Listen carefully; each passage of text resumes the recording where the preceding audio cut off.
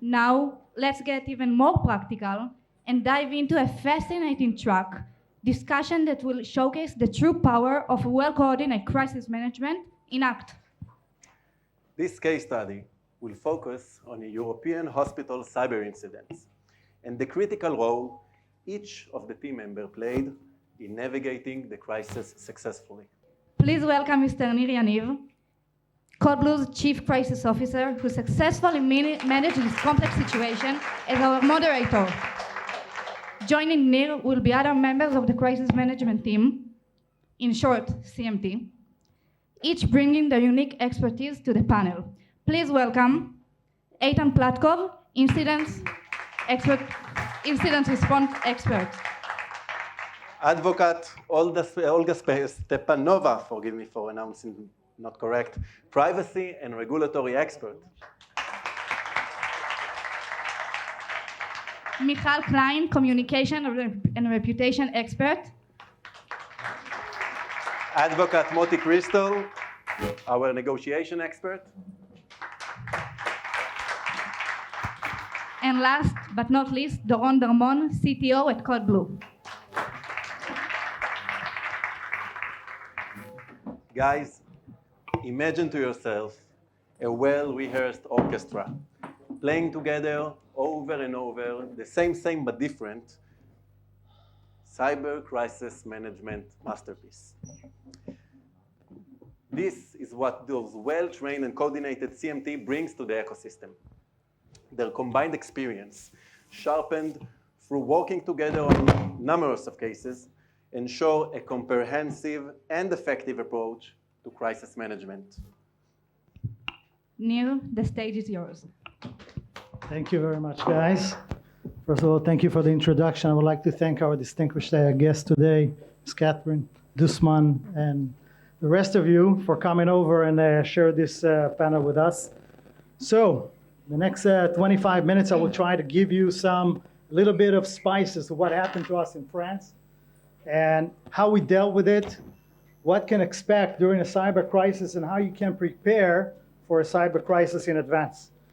In February of this year, we handled a very, I would say, large cyber crisis that happened to a chain of hospitals and clinics in France that evolved a threat actor that successfully, for over a year, managed to hack the company and slowly exfiltrated vast amount of data without being detected. Eventually, crippled the organization, erased all the backups, and then eventually encrypted the production network and sent a ransom note. Standard situation, is it? We heard it 1,000 times before. But try to put yourself in the position of that hospital. It's not standard for them. What did they had to face during this cyber crisis is unparalleled. Imagine yourself, over 3 terabytes of data, patients, medicines, schedules of surgeries, everything is out there. Everything is potentially out in the public. What does it mean to you? What does it mean to you on regulation aspects, reputation aspects, operational aspects? Can you recover from that? And what can you do better to be prepared for that? Well, first of all, this wonderful team and the rest that was behind the scene had to deal with a lot of dilemmas and a lot of potential risks and damages. For example, we had to face and coordinate between the IR incident response and recovery efforts with the legal and GDPR and privacy issues, together with potential huge reputation damages to the organization itself, both over in France and through the entire region in Europe, because that organization works in the entire continent. And when you're doing something like that, you have to take into consideration a lot of things, and this might take effect to the organization on the larger aspects. for the short, medium, and long run. Just a sec.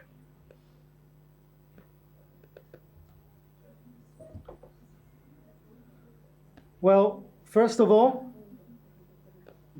what we did, the CMT had to deal also with investigation, finding a golden evidence, something that would turn and make the tipping point for the organization and help them recover not only on one aspect, but on multiple aspects. And I think this is something that we'll try to emphasize during this panel, and to show you the golden evidence. How did this golden evidence help the organization, and how can you utilize this information in order to be better prepared? So let's start, first of all, incident response. This is something that you're all familiar with. Eitan, during this investigation and crisis, we've seen an extensive breach of data, a lot of backup erase, and a lot of, I would say, difficulties because the organization network was old or maybe not so prepared.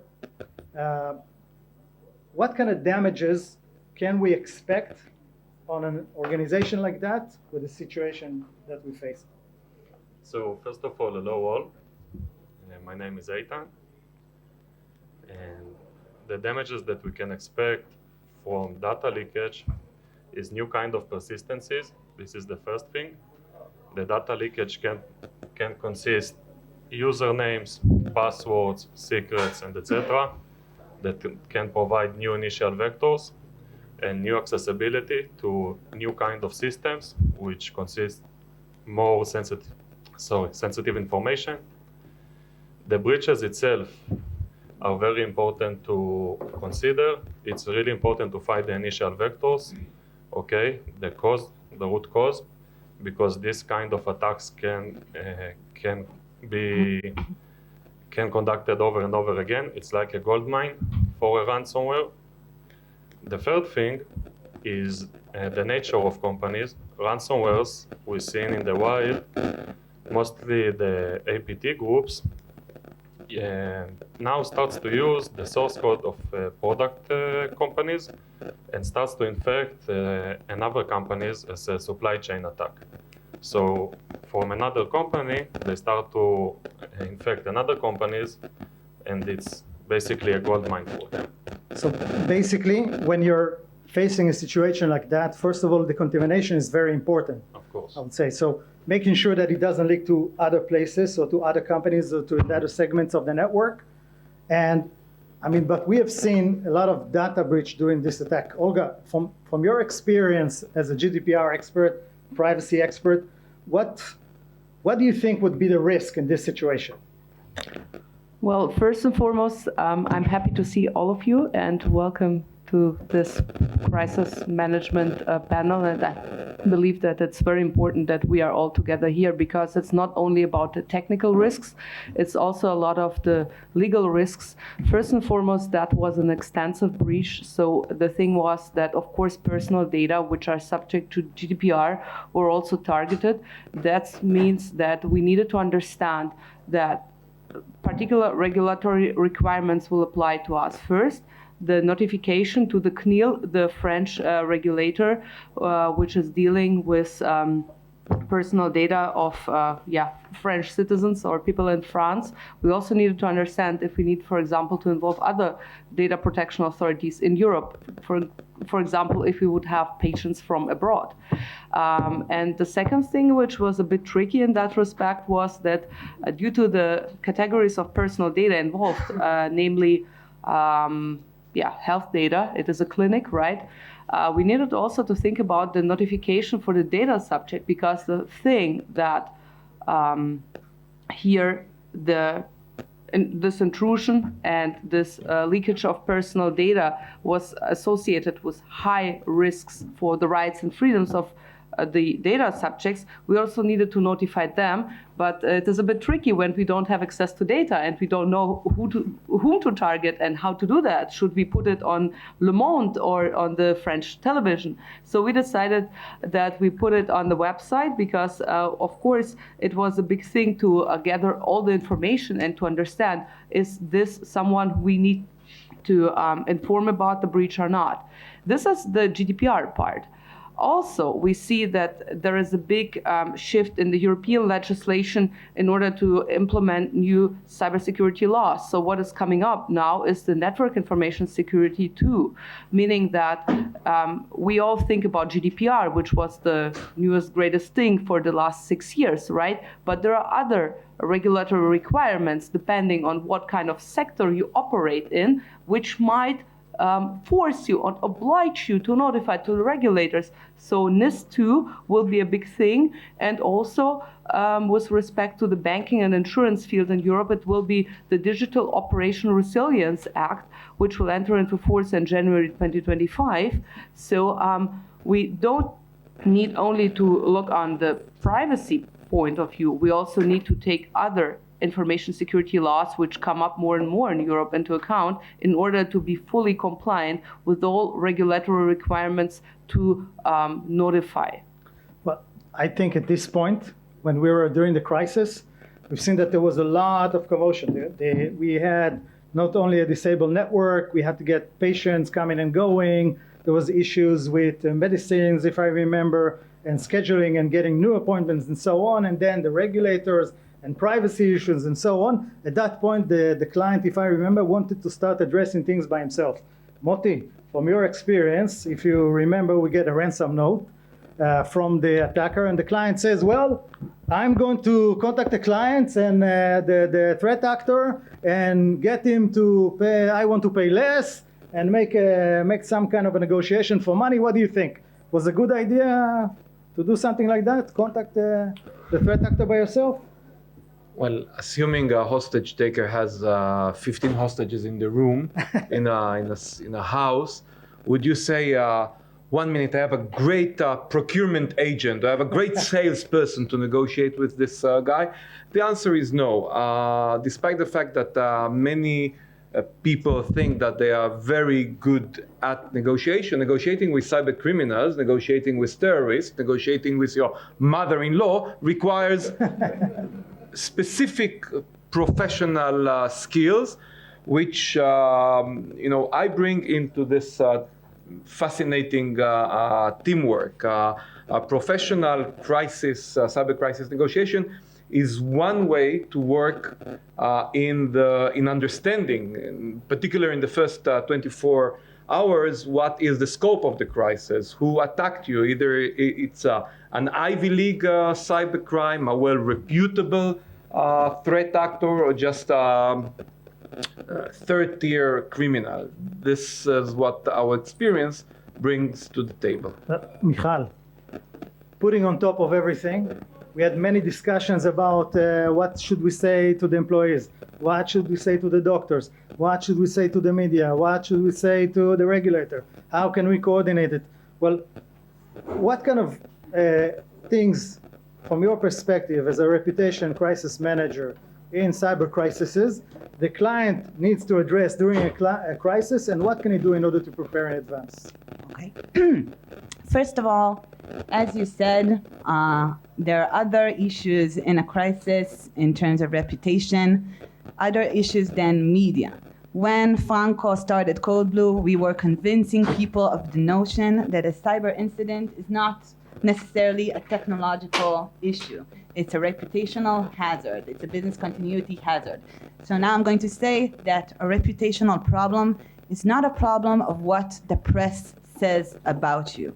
When you deal with reputation, you need to take all those vectors. You have your clients, you have your employees, you have your suppliers, you have your partners, you have your investors.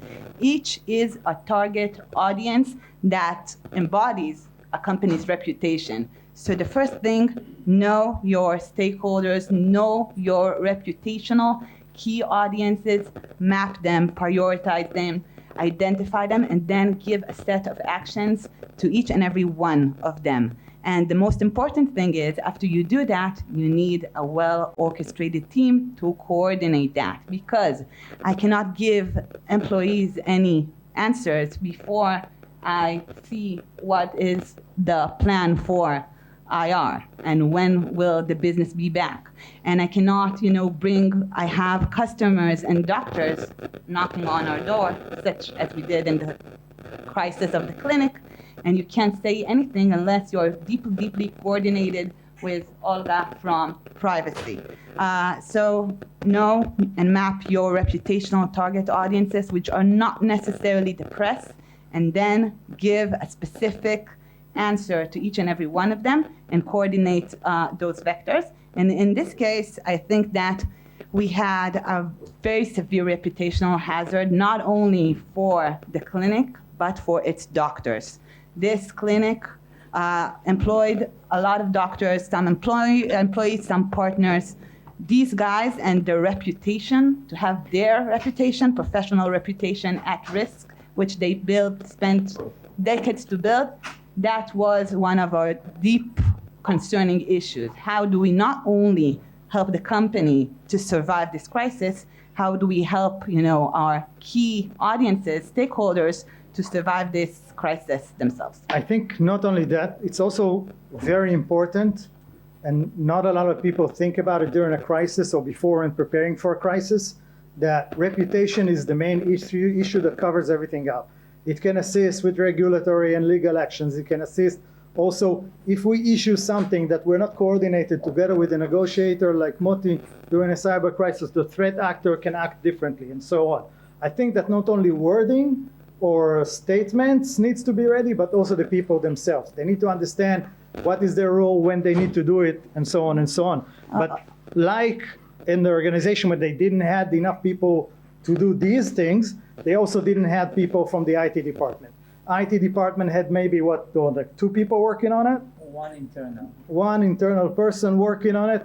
So in this situation, what do you think an organization can do when it's suffering from something like that? If we are lacking of resources for the IT, we still can do a lot with the preparedness and readiness. So it's not only the matter of the quantity of IT persons, but to take the audit company and prepare it for the IT by auditing, knowing the risk, and empower the staff that is already in the company, even though he's not a specialist in cybersecurity. Talk to the mic. Sorry. No, it's on.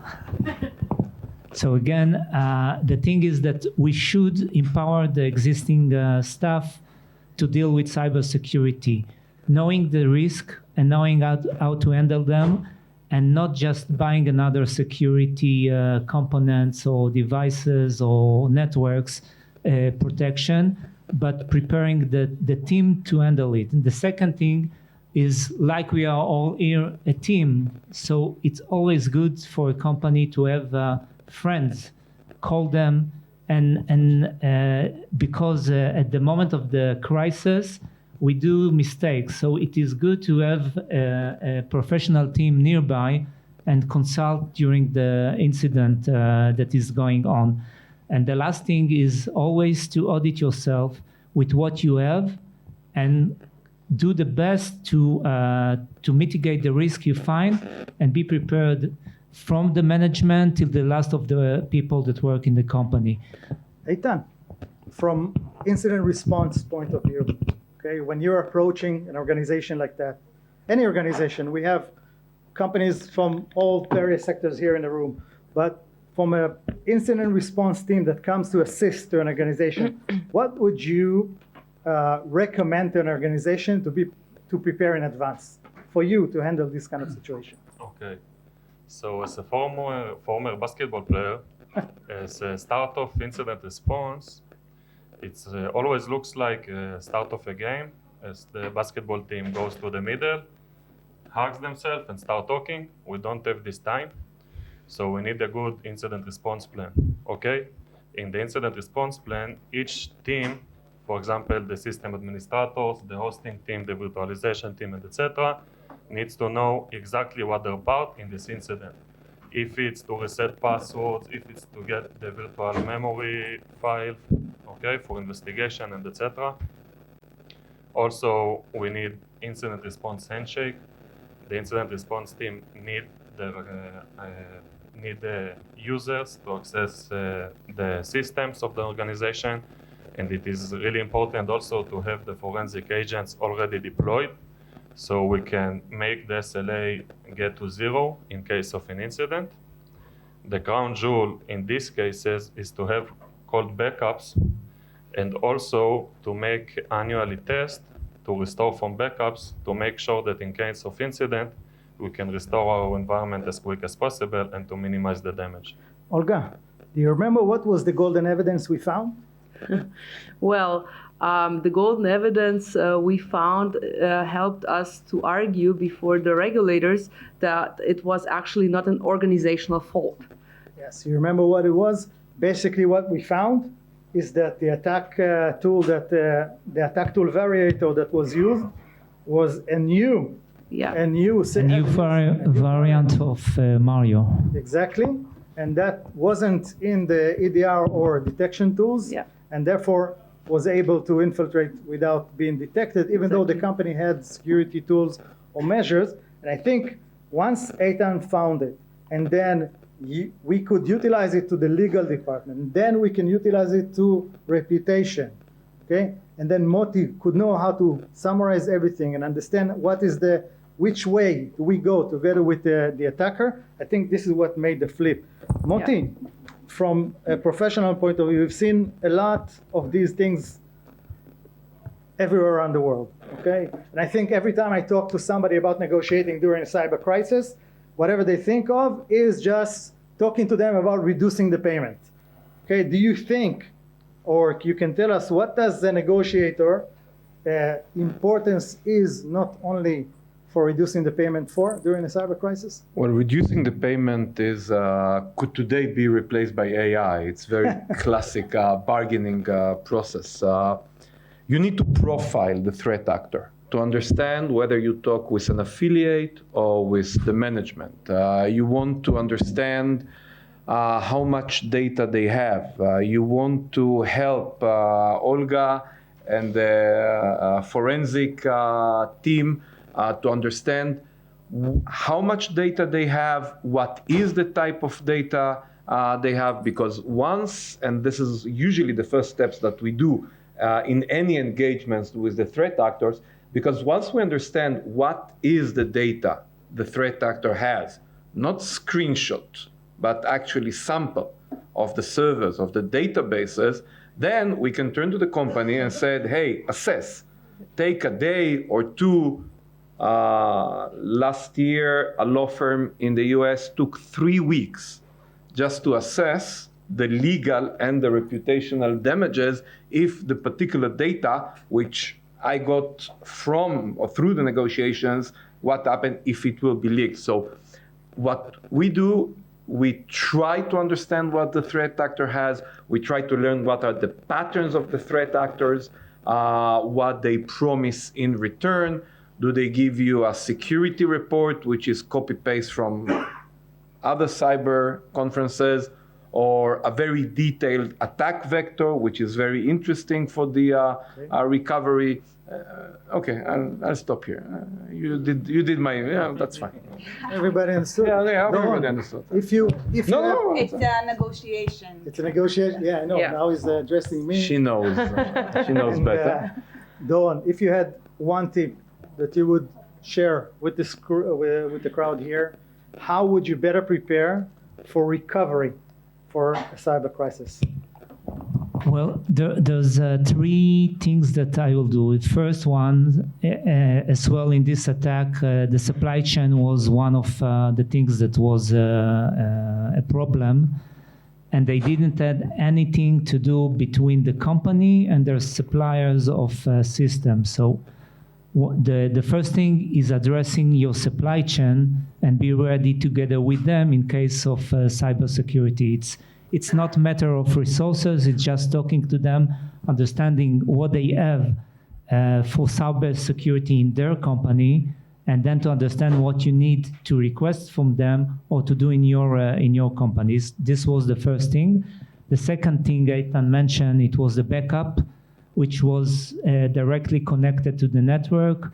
So if the network is compromised, then the backup as well is compromised. So there is no backup. Separate the backup, test it all the time.